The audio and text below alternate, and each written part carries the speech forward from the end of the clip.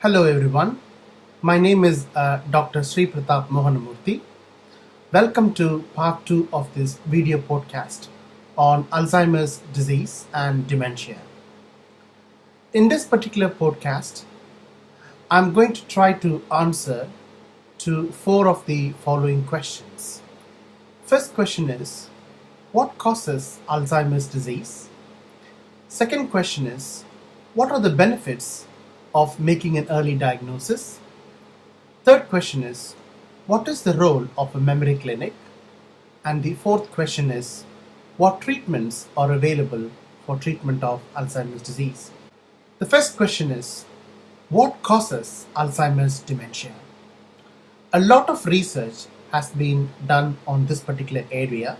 No one single cause has been identified so far, but a combination of different factors are responsible for the development of this condition. The first and the most important risk factor identified is age.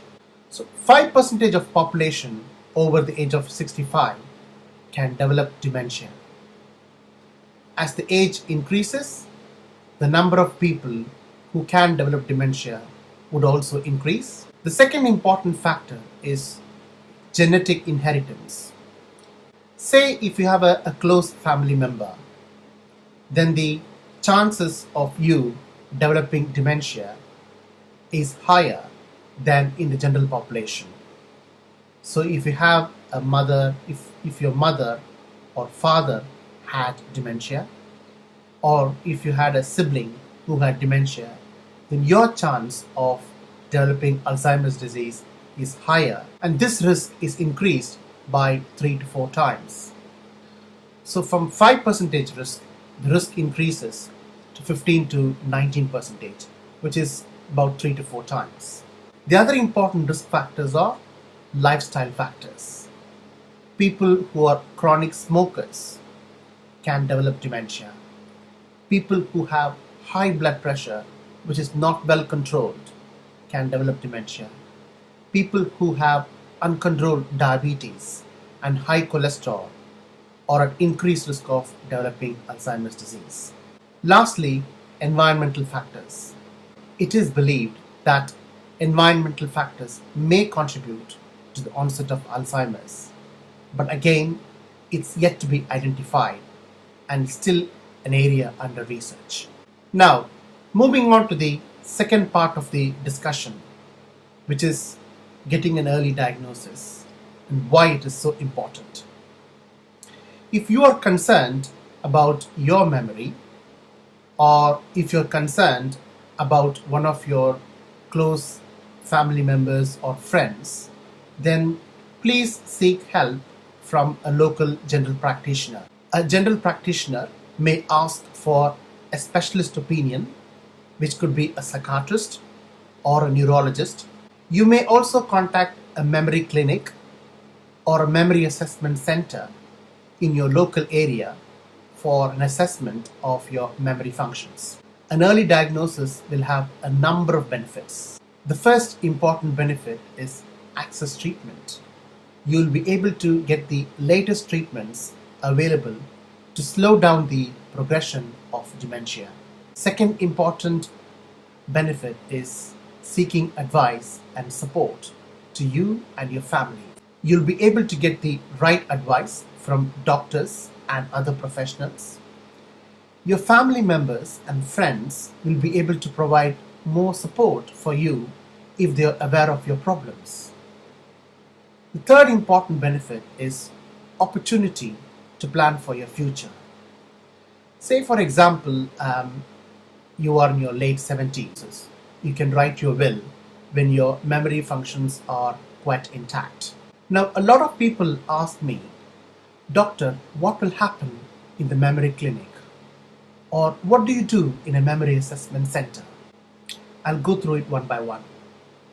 The first important part of the assessment is taking a very careful history from the patient, family members, and carers who are looking after them, who are living with them.